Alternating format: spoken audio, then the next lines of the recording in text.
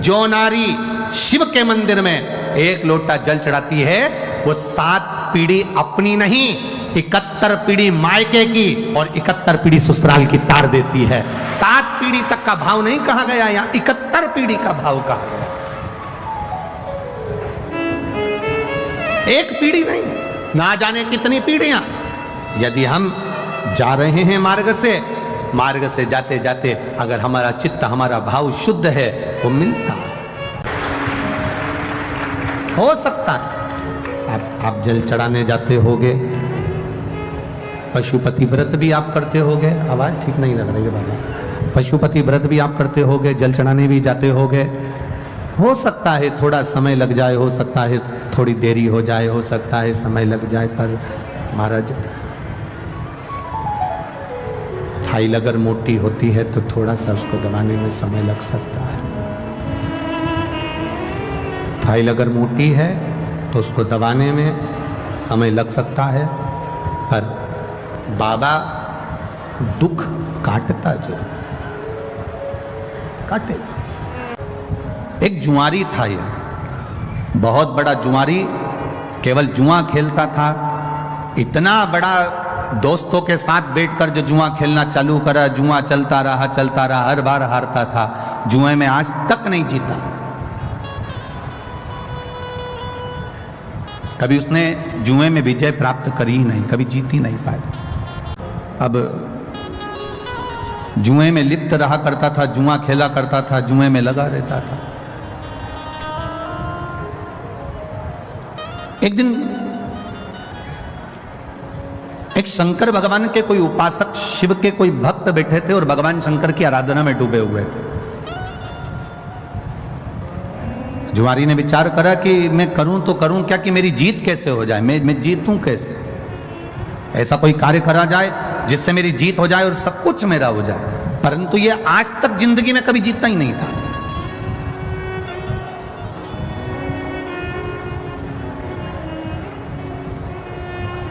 कभी कभी भगवान की ऐसी कृपा हो जाती है, प्रभु की ऐसी दया हो जाती है कि अगर किसी सेठ जी के यहाँ कोई द्वारपाल काम कर रहा है, कोई एक साधारण सी किसी मंत्री के यहाँ, किसी कलंतरी के यहाँ, किसी संतरी के यहाँ, बहुत बड़े ऑफिसर के यहाँ अगर कोई एक व्यक्ति साधारण सा बेचारा चौकीदारी करता है, कोई काम करता है, कोई साधारण कार्य में लगा रहता है, कभी शिव की उपासना, कभी जीवन में उसकी धर्म पत्नी ने अगर भगवान शंकर की भक्ति करी होती है, शंकर की आराधना करी होती है, शिव तत्व को जाना होता है, तो कभी कभी ऐसी कृपा हो जाती है किसी के यहाँ चौकीदारी करने वाला एक साधारण सा व्यक्ति भी कब राज सिंहासन पर जाकर बैठ जाता है, लोगों को मालूम ही नहीं पड़ पाता है।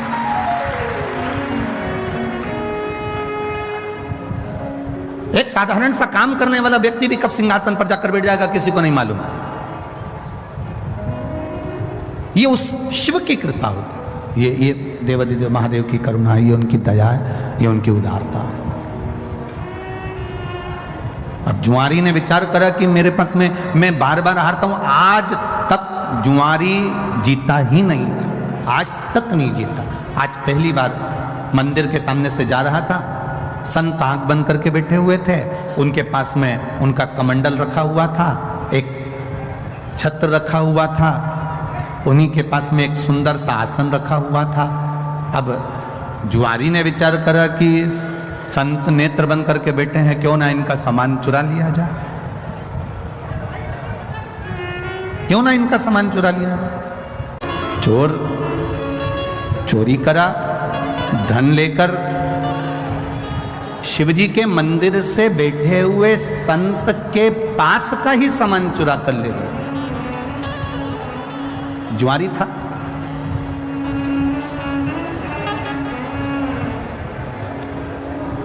कमंडल, छतरी, आसन ले गए। आते हैं लोग, बहुत आते हैं। एक जुआरी गया और एक संत का एक ब्राह्मण का आसन कमंडल छतरी लेकर आ गया और उसने वो लेकर आया और अपने दोस्तों से कहा कि चलो जुआ खेलते हैं। जुआरी ने दोस्तों ने कहा तेरे पास लगाने के लिए क्या है? उसने कहा मेरे पास छतरी है। उसने कहा मेरे पास कमंडल है। उसने कहा मेरे पास में ये आसन है। दोस्तों ने कहा फिर ले आया थोड़ा बहुत सामान, चल बिठाओ, जिंदगी में आज तक जीता तो है ही नहीं, हारेगा। सब बैठ गए, जुआ चालू हुआ। दोस्तों ने अपनी अपनी जिंदगी की पूरी कमाई उस छाता कमंडल आसन में लगा दी और आज ऐसा योग बन गया कि जुआरी जीत गया। और जुआरी जीत गया, खूब पैसे वाला बन गया, पैसे वाला बन गया। तो जब व्यक्ति के पास में धन बढ़ने लगता है, जब व्यक्ति के पास में थोड़ी सी संपदा बढ़ने लगती है, तो उसके 3 मित्र बन जाते हैं। पहला ताली, प्रशंसा करने वाले। दूसरे नंबर का थाली, होटल में खिलाने वाले। तीसरे नंबर का प्याली, मदिरा पिलाने वाले। ये उसके 3 मित्र बन जाते हैं। इसके बन गए प्रशंसा करने वाले, इसके मित्र बन गए। बहुत बढ़िया, कितना पैसा है तेरे पास में, कितनी दौलत है तेरे पास में। लोगों ने इसको होटल में खिलाना चालू कर दिया। अब इसके पैसे से होटल का माल खाना चालू कर दिया। नशे में धुत रहने लगा और नशे में रहते रहते, होटल में खाते खाते, नशे में रहते रहते एक वेश्या के संग पड़ गया। और एक वेश्या के संग जब पड़ा, वेश्या ने इसके धन को पूरा जीम लिया। वेश्या ने पूरे धन को उसका ले लिया। अब वेश्या ने एक दिन उससे कहा, कल तुम आना तो मेरे लिए गजरा, बेणी और बीड़ा, पान खाने का तांबुल लेकर आना। जुआरी ने कहा ठीक है, कल मैं आऊंगा तो लेकर आऊंगा। अब जुआरी इतना नशे में हो गया, इतना नशे में हो गया, इतना नशे में हो गया कि गजरा, बेणी, पान, बीड़ा उसके हाथ में था और चलते चलते नशे में गिर गया। गिरा तो सब जमीन पे गिर गया, मिट्टी में हो गया। मिट्टी में हुआ तो इसको थोड़ा सा होश आया। होश आया, इसने सोचा कि मैं वेश्या के घर जा रहा था, सारा के सारा मेरा गजरा, बेणी और ये बीड़ा, ये पान सब खराब हो गया, तांबुल। सामने शंकर जी का मंदिर था, इसको आया क्रोध और गुस्से में उठा। इसकी नियत लग गई होगी, ये बैठा है ना शंकर जी के मंदिर में, जो शंकर, ये शिवलिंग जो रखा है ना, इस शंकर की नियत मेरे गजरे में पड़ गई, मेरी बेणी में पड़ गई, मेरे बीड़े में पड़ गई, पान में पड़ गई। इसने मिट्टी का, कीचड़ का गजरा उठाया, कीचड़ का, मिट्टी का बेणी उठाई, मिट्टी का गजरा, मिट्टी की बेणी और मिट्टी में सना हुआ पान, बीड़ा उठाया और लड़खड़ाता हुआ नशे में शंकर के मंदिर में पहुंच गया। शिवलिंग के सामने खड़ा होकर और सब उठाकर शंकर भगवान के शिवलिंग पर फेंक दिया। ले तू खा ले।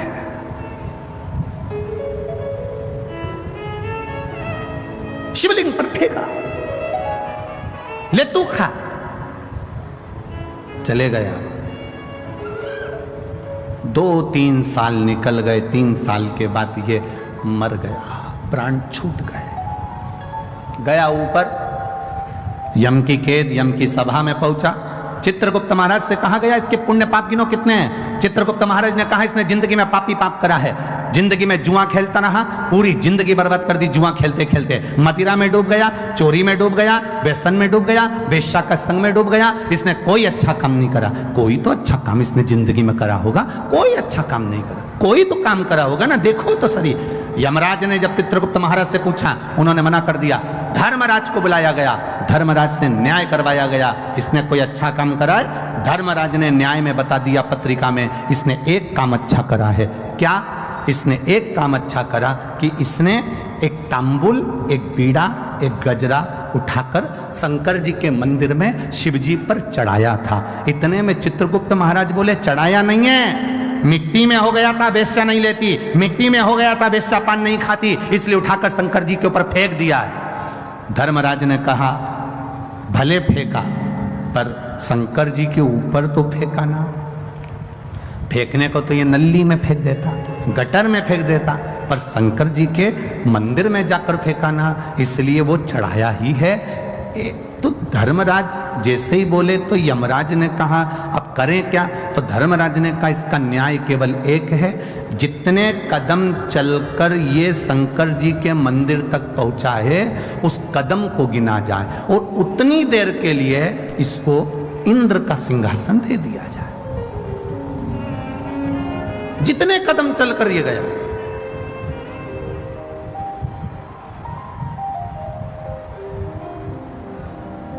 जितने कदम चलकर ये गया है उतने कदम के लिए इसको, अब उसके कदम किने गए?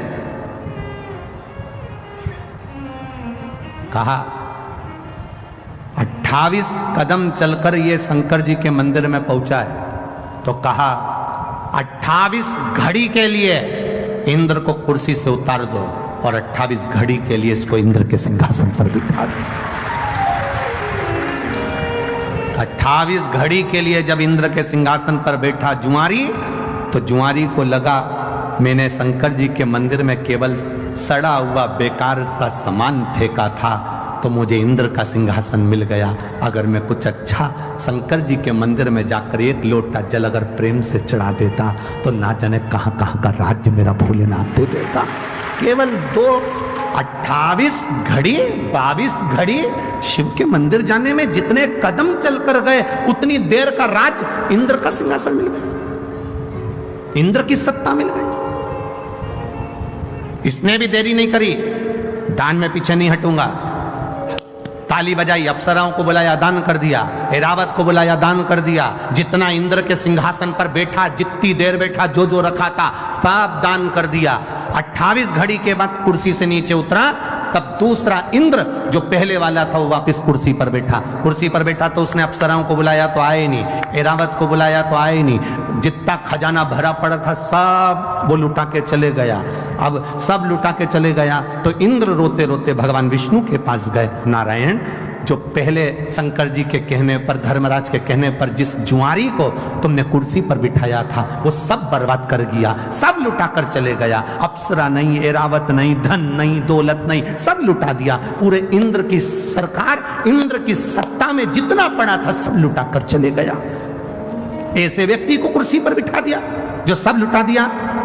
भगवान नारायण ने कहा अरे इंद्र, जो तू इतने सालों में नहीं कर पाया वो 28 घड़ी में करके निकल गया। 28 घड़ी करा और निकल गया। जो तू इतने सालों से नहीं कर पाया, अपनी सत्ता रहे, वैभव रहे, सालों साल चलती रहे, जो इतने वर्षों से नहीं कर पाए, कोई उस कुर्सी पर जब बैठता है तो बैठने पर फिर वो जब लुटाना चालू करता है बात का नहीं सोचता कि खाली होगा दूसरा बैठेगा तब देखा जाएगा, अभी तो दोनों हाथों से कर्म करने का मौका मिला है, अच्छा करते चल, सत्कर्म करते चल,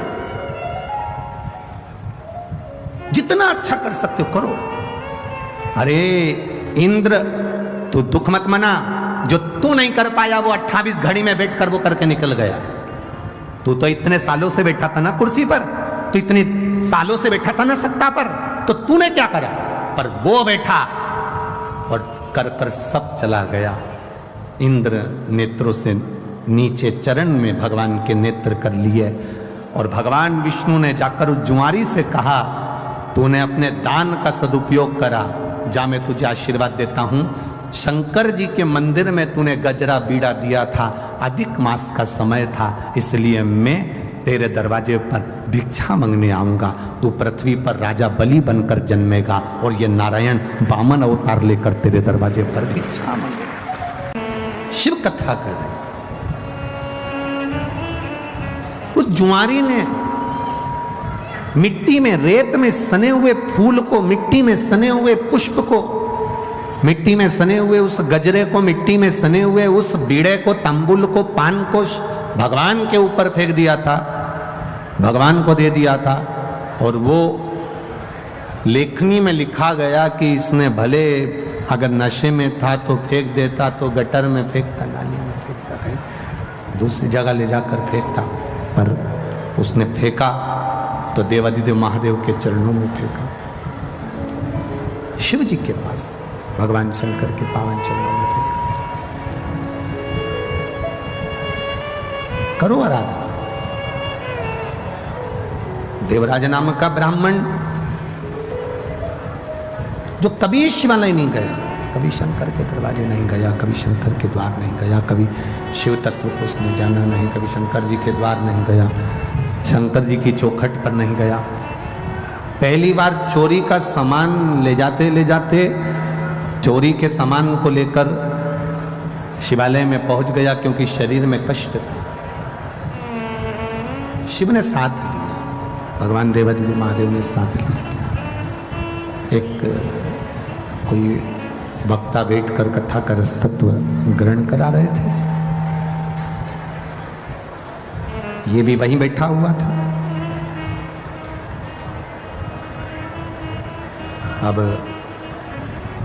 कथा बाचने वाले जो मंदिर के अंदर कथा कर रहे थे, बैठकर बाच रहे थे, वो चिल्ला रहे थे हर हर महादेव। वो कह रहे मिठास लाओ, आवाज सेट करो थोड़ा। वो हर हर महादेव चिल्ला रहे हैं, वो हर हर महादेव बोल रहे हैं, पर देवराज को अच्छा नहीं लग रहा, देवराज को ठीक नहीं लग रहा। मंदिर से बाहर निकल गया, और मंदिर से बाहर निकलकर उसको मालूम नहीं है कि मैं कहाँ बैठा हूँ। बेलपत्री के वृक्ष के नीचे ये जाकर बैठ गया, क्योंकि शरीर में कष्ट था, तो शरीर कष्टप्रद हो रहा था। बैठ गया, प्राण छूट गए। वो एक भजन पहले आप लोग गाया करती थी माताएं, इतना तो करना स्वामी जब प्राण तन से निकले, गोविंद नाम लेकर प्राण तन से निकले। ये आप गुनगुनाया करते थे, आप बोला करते थे। देवराज के साथ में वही हुआ। शिव जी के मंदिर में बैठा, शरीर में ताप था। शिव महापुराण की कथा को 2 क्षण, थोड़ी सी देर की कथा उसके कानों में गई थी। बाहर निकला, बेलपत्री के वृक्ष की छांव में बैठा था और उसके प्राण छूट गए। शिव महापुराण कहती है, भगवान शंकर का संवाद कहता है, शिव महापुराण की कथा कहती है, भगवान शंकर की पावन चरित्र कर रहा है, कथा कर रही है। भूलवश भी, अनायास, चलते चलते भी अगर हम शंकर जी के मंदिर के सामने से निकल गए, चलते चलते भी बेलपत्री के वृक्ष की छांव के नीचे से निकल कर भी अगर हम चले गए, शिव महापुराण की कथा कहती है, जिस कामना से हम गए हैं बाबा हमारी वो कामना पूर्ण कर ही देता है। एक सहज भाषा में, सरलता में, एक बेलपत्री का जो वृक्ष होता है, बेलपत्री का जो वृक्ष है जिसके नीचे 33 कोटि देवी देवता विराजमान होते हैं, 33 कोटि देवी देवता बैठते हैं, उस बेलपत्री के वृक्ष के नीचे से ये अगर हम निकल गए, भूलवश भी निकल गए, तो भी हमारे कार्य की सिद्धता हो जाती है।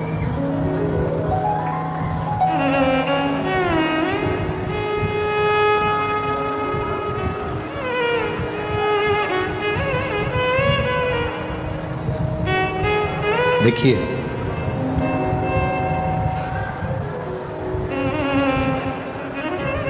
देवराज के प्राण चले गए, देवराज के प्राण छूट गए। अब जब प्राण छूटे तो शिव जी की एक लीला बड़ी विचित्र है। भगवान का नाम लेने वाले के जब प्राण छूटते हैं तो उनको लेने के लिए भगवान नारायण के पार्षद पहुंचते हैं।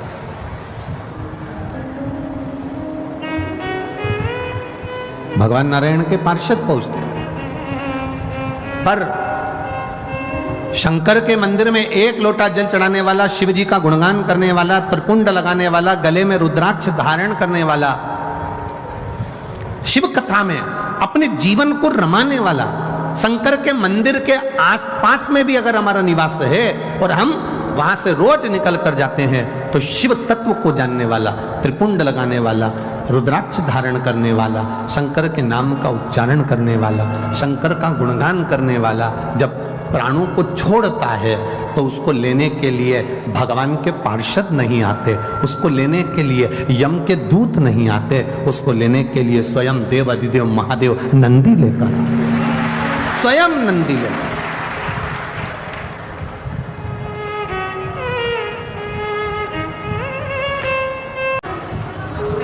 देवराज को लेने के लिए भगवान शंकर अपना नंदी लेकर आए। नंदी पर से मेरे भोलेनाथ जी नीचे उतर गए, नंदी पर देवराज को बिठाने लगे। नंदी पर जब देवराज को बिठाने लगे तो नंदी पर बैठते समय देवराज जी जब चले शंकर भगवान लेकर, नंदी को पकड़कर शंकर भगवान देवराज को नंदी पर बिठाकर जब चले तो देवराज ने प्रश्न किया, मैंने पुण्य कौन सा करा था? मैं तो ब्राह्मण के घर में जन्मा था पर चोर था। मैं ब्राह्मण के घर में जन्म लिया पर मैंने कभी अच्छा काम नहीं किया। मैंने चोरी करी, वैश्यावृत्ति करी, जुआ खेला, मदिरा पान करा, मांसाहार करा, भक्षण करा, गलत गलत काम करे। फिर मैंने पुण्य कौन सा कर दिया जो मैं शंकर भगवान आपके नंदी पर बैठकर कैलाश धाम जा रहा हूं? मैंने पुण्य कौन सा करा? शंकर भगवान तो नहीं बोले, नंदी कह दिया। भृंगी, श्रृंगी, नंदी तीनों ने कहा तूने पुण्य नहीं करा। तेरी बूढ़ी माँ रोज शंकर जी के मंदिर में 1 लोटा जल चढ़ाने जाती थी, शिवालय में 1 लोटा जल चढ़ाने जाती थी। देवराज ने कहा ये बताओ कि मुझे कैलाश धाम क्यों ले जा रहे हो? एक कारण है तुम्हें कैलाश धाम ले जाने का, क्योंकि तुम्हारी माता जी जल चढ़ाती है। घर का एक व्यक्ति अगर जल चढ़ा रहा है तो वो हमारी कई पीढ़ियों को तार रहा है। एक व्यक्ति ने प्रश्न किया, ऐसा होता है कि पानी ये चढ़ाए और 71 पीढ़ी तर जाए? हमने कहा आज भी होता है। घर में बेटा जन्म लेता है तो 4-5 पीढ़ी में सावड़ लग जाती है। बोलो सही है कि गलत है? अगर कोई घर में मरता है तो उसकी 5-7 पीढ़ी में सूतक लग जाती है। बोलो सही है कि गलत है? सूतक लग गई, वो मर गया, बच्चा हो गया, सावड़ लग गई। 4-5 पीढ़ी में जब मरने की सावड़ लगती है, जब मरने की सूतक लगती है, जन्म की सावड़ लगती है, तो फिर चढ़ाए हुए लोटे का पुण्य भी तो खाते में लगता होगा। 7 पीढ़ी 71 पीढ़ी के खाते में वो पुण्य भी तो जाता होगा। वो पुण्य कहां जाता होगा?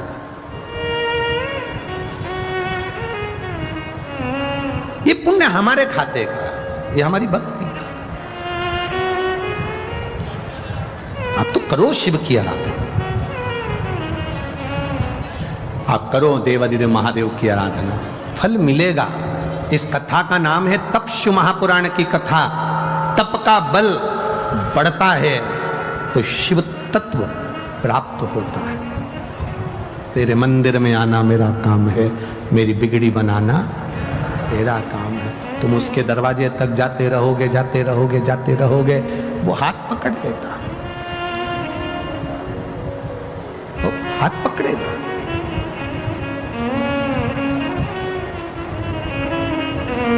उसकी अविरल भक्ति हमें सुख प्रदान कर देती। शिव महापुराण की कथा कर रही है, एक बिंदुक नाम का ब्राह्मण था जिसकी पत्नी का नाम चंचुला देवी था। चंचुला पतिव्रता धर्म का पालन करने वाली थी, पर पति को कभी अधर्म करने से रोकती नहीं थी।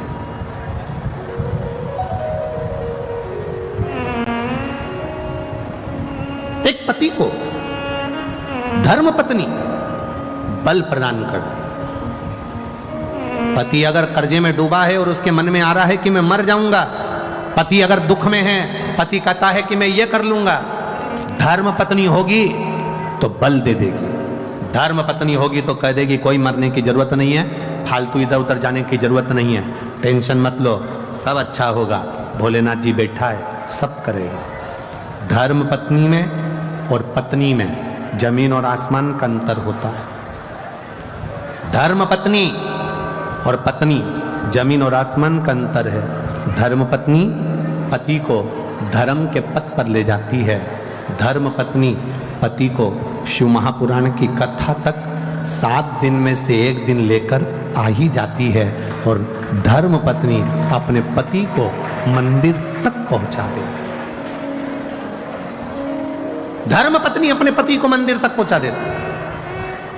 कमाकर कौन ला रहा है? पति। दुकान पर कौन बैठ रहा है? पति। नौकरी कौन कर रहा है? पति। व्यापार कौन कर रहा है? पति। जॉब कौन कर रहा है? पति। पत्नी घर के अंदर है, पति नौकरी करेगा, जॉब करेगा, काम करेगा, व्यापार करेगा, व्यवसाय करेगा। अगर उसको घर चलाना है, अगर उसको परिवार चलाना है, उसको अपना परिवार चलाना है, पत्नी, बच्चों को, माता पिता को, आदिक परिवार को, उसको आगे बढ़ाना है, तो ऐसा कोई पति नहीं होगा जो झूठ नहीं बोलेगा, जो बेईमानी नहीं करेगा, जो प्रपंच नहीं करेगा, जो झूठ प्रपंच ना करता, ऐसा कोई पति नहीं हो सकता। दुकान पर बैठेगा तो 1 रुपए की चीज 3 रुपए में, 2 रुपए में बढ़ाकर 4 रुपए में बढ़ा कर देगा। नौकरी करेगा तो भी 1-2 रुपया कहीं ना कहीं से कमाने का सोचेगा ही सर। ऐसा कोई नहीं संसार में। पति को अपना घर चलाना है, अपना परिवार चलाना है, अपनी पत्नी, अपने बच्चों को अच्छा रखना है, तो उसको कहीं ना कहीं से झूठ बोलना ही पड़ेगा। हम अगर आपसे कह दें कि आप अपने पति से कहो कि झूठ नहीं बोलो, तो तुम्हारा पति हमारी कहना नहीं मानेगा। हम आपसे इतना कहते हैं कि वो उसका काम है व्यापार करना, उसका काम है सर्विस करना, उसका काम है नौकरी करना, उसका काम है घर को संभालना, उसका काम है घर में कोई भूखा ना सोए, उसकी व्यवस्था पति को करना पड़ती है। तो धर्म पत्नी का फर्ज है कि पति के हाथ में 1 लोटा जल भर कर दे और कहे शंकर जी के मंदिर तक जाओ। क्यों? क्योंकि ये जो तुम झूठ बोलते हो, तुम कमा कर लाते हो, तुम्हारी कमाई का भोग, तुम जो कमा कर लाते हो, तुम जैसे कमा कर लाते हो, उस कमाई का भोग तुम्हारी पत्नी भी भोगेगी, तुम्हारे बच्चे भी भोगेंगे, तुम्हारे माता पिता भी भोगेंगे, तुम्हारी बहन भी भोगेगी, तुम्हारा भाई भी भोगेगा, तुम्हारा परिवार भी भोगेगा। तुमने जो कमाया उसका भोग तुम्हारा पूरा परिवार भोगता है। पर किस तरह से कमाया, कितना झूठ बोलकर, कितना प्रपंच कर कर, कितना गलत कर कर, किस तरह से कमाया, उसका भोग ना पत्नी भोगेगी, ना बच्चे भोगेंगे, ना परिवार भोगेगा। उसका भोग तुम्हें अकेले को भोगना पड़ेगा। इसलिए धर्म पत्नी का फर्ज है 1 लोटा जल देकर शंकर के मंदिर में भेजे, क्योंकि वो अगर थोड़ा झूठ बोल भी लेता है, मेरे महादेव को जल चढ़ाने से उसके पाप समाप्त हो जाएं, और वो जब जाए तो उसको भी सुख का अनुभव हो। ये धर्मपत्नी का लक्ष्य है।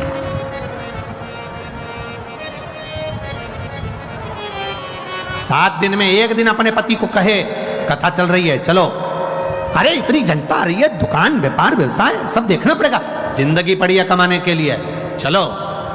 एक बार हमने यही कथा इंदौर में बाज दी, और इंदौर में हमने कहा कि अपने पति को अगर यहाँ कथा सुनने नहीं आता तो अपने पति को घर पे कथा सुनाओ। जितनी देर तुम यहाँ सुन के जाओ उतनी देर अपने बेरू को सुनाओ, घर जाके बोलो। अब एक नई नवेली बहू थी, शादी के केवल 8 महीने हुए थे, और वो भी कथा में आके बैठ गई थी, और उसने कथा सुन ली, और वो भी घर पर जाकर कथा सुनाने लगी। चौथे दिन की कथा थी और उसका पति कथा में आ गया। उसने लेटर लिखा और कथा में उसका पति आया। उसने कहा मेरा पति आज कथा में आया है, जिंदगी भर नहीं आया, वो उस प्रणाम करना चाहता है, वो कह रहा है मुझे बेलपत्री चाहिए। कथा सुनकर वो प्रसन्न है। हमने कहा भेजो उसको, बुलाया। हमने उससे पूछा पति से, तो 3 दिन कथा में नहीं आया, आज चौथे दिन कथा में कैसे आया? उस पति ने कहा गुरुजी ईमानदारी से बोलो। मैंने कहा बोल। वो बोला रात्रि में 9 बजे से 12 बजे तक सुनने से अच्छा है दिन में 2 बजे से 5 बजे तक सुन लो, क्योंकि ये पूरी रात बैठ के कथा ही सुनाती रहती है। सियोर वाले महाराज जी ने ऐसा बोला था, सियोर वाले महाराज जी ने ऐसी कथा सुनाई थी। आज देवराज की कथा कही थी, बिंदु की कथा कही थी। मैं मोबाइल देखूं तो उठा के धर दे, कथा तो सुन लो। पूरी रात को 9 बजे से 12 बजे तक 3 घंटे की कथा सुनाती है। तो मैंने भी सोच लिया रात को सुनने से अच्छा है दिन में ही चले जाऊंगा, कथा सुन जाऊंगा। आप भी निवेदन है 7 दिन की कथा में अपने पति को जितनी कथा आपको याद रहे, परिवार को, कुटुंब को, मोहल्ले को, रिश्तेदारों को, यहां से जाते जाते घर पे बैठकर कथा का स्मरण करिए। आज हमने ये सुना था, अपने जीवन में उतारना है। पति से भी कहो मैंने कथा में ये सुना था, रोटी बनाते बनाते, भोजन बनाते बनाते कथा का मनन चिंतन करो। जब पूरे घर में कथा की चर्चा चलती रहेगी, स्मरण चलता रहेगा, तो शंकर जी को लगेगा ये मेरा परिवार है और मेरा परिवार है, तो उस पर कृपा की दृष्टि मेरा शिव कर ही देगा। वो करेगा जो अकाल मृत्यु वो मरे, जो काम करे चंडाल का, काल उसका क्या बिगाड़े जो भक्त हो महाकाल का। जो शिव का उपासक होता है वो भय नहीं खाता है। ये बिंदु ब्राह्मण कुल में जन्म लेने के बाद अच्छा कर्म नहीं करा। चंचुला देवी धर्म पत्नी है, समझाती पति को पर समझाई नहीं। पति जो कमा कर लाया उसके भोग में लगी रही पर समझाया पति को नहीं। आप सबसे निवेदन है, पति का काम है कमाना, पर धर्म पत्नी का काम है उसको धर्म का पथ दिखाना। आप उसके कमाए हुए धन का भोग तो कर लोगे, पर उसको भी तो सही मार्ग पर लाना पड़ेगा। आप मत बोलो कि आप दुकान पर झूठ मत बोलो कि ये मत करो कि वो मत करो, पर इतना जरूर कहो कि शिव के मंदिर में जाना चालू करो। वो कहे कि मैं दुकान जाऊं कि मंदिर जाऊं, एक छोटा सा झोला बना दो, उसमें एक पानी की बोतल, एक छोटा सा तांबे का लोटा उसके झोले में रख दो, कहना मंदिर, दुकान जाते जाते शंकर के मंदिर पर गाड़ी रोको और बोतल में से पानी लेकर शिव जी को पहले चढ़ाओ, आचमन करो और बाबा को प्रणाम कर कर फिर दुकान पर जाओ, तो दुकान भी 4 चौगनी चलना प्रारंभ हो जाएगी। बाबा से प्रार्थना, शिव से निवेदन। चंचुला देवी ने निवेदन नहीं करा, बिंदु प्रेत योनि में पड़ गया, प्राण छूटे, मरने पर प्रेत की योनि मिल गई। प्रेत योनि में पड़ा, चंचुला देवी के जब प्राण छूटे तो वो शिव जी की भक्त बनी, बाबा से प्रार्थना किया कि मेरे पति को मुक्ति दीजिए। तुम रुका जी से शिव महापुराण की कथा श्रवण करें। ईश्वर जी गोरा जी गणा गोर बनकर शिव पार्वती चले। तुमरू का नाम कोई साधारण नाम नहीं है। जिस नारी का गर्भ नहीं ठहरता, 20 साल 25 साल 30 साल भी अगर शादी के हो गए, संतान नहीं है, डॉक्टर मना भी कर दिए, तब मेरे बाबा पर भरोसा करना प्रारंभ कर दो, शंकर के मंदिर में जाकर जल चढ़ाना प्रारंभ कर दो, आचमन करना प्रारंभ कर दो। एक बेलपत्र बाबा को कहकर, बाबा अब मुझे डॉक्टर मना कर दिया पर संतान देगा तो तू देगा, बाबा से प्रार्थना करना प्रारंभ कर दो। सफेद आंकड़े की जड़ नारी 7वें दिन रजो धर्म के बाद, तब वो सफेद आंकड़े की जड़ पति पत्नी दोनों लाएं, शिव जी का नाम लेकर सुंदर आनंद से तुमरूका जी का नाम लेकर शिव जी पे से 21 बार उतार कर लाल धागे में शंकर भगवान के शिवलिंग का दर्शन कर कर दोनों पति पत्नी सामने हो और पत्नी अपने कमर पर उस सफेद आंकड़े की जड़ को बांधे। बाबा से प्रार्थना रोज जल चढ़ाते समय करे, बाबा मेरी झोली खाली है, 20 साल हो गए, 25 साल हो गए, 10 साल हो गए, संतान नहीं है, बाबा आप कृपा करना, लगे रहो। फाइल अगर मोटी है छुपाने में समय लगेगा, अगर दुख बड़ा है काटने में समय लगेगा, 1-2 महीने जाने से काम नहीं चलेगा, जाते रहो उसकी चौखट पर, वो झोली जरूर भरेगा, निश्चित है। बोल तुम रुकेश्वर महादेव की, तुम रुका जी का नाम लेकर भगवती स्मरण, तुम रुका जी। ये तुमरुका नाम कोई सहज नहीं है, हजारों बीमारियों पर भारी पड़ता है तुमरुकेश्वर नाम, तुमरुका नाम। कल हम वर्णन करेंगे जिसकी किडनी लीवर में अगर तकलीफ हो जाती है या कैंसर जैसा रोग भी डॉक्टर बता देते हैं, या नारी के गर्भ अवस्था में गांठ पड़ जाती है बच्चेदानी में भी, तो उसमें तुमरुका जी के नाम का मात्र एक आप प्रयोग करेंगे और बाबा की कृपा से 3-4 महीने में आप वापिस अल्ट्रासाउंड कराओ, जांच कराओ, बाबा उसको ठीक कर कर ही रहेगा। तो ये शिव तत्व है। चढ़ी हुई बेलपत्र को भी उठाकर अगर समर्पित कर रहे हैं तो उसका भी फल हमको प्राप्त होता है। बोल अवश्य।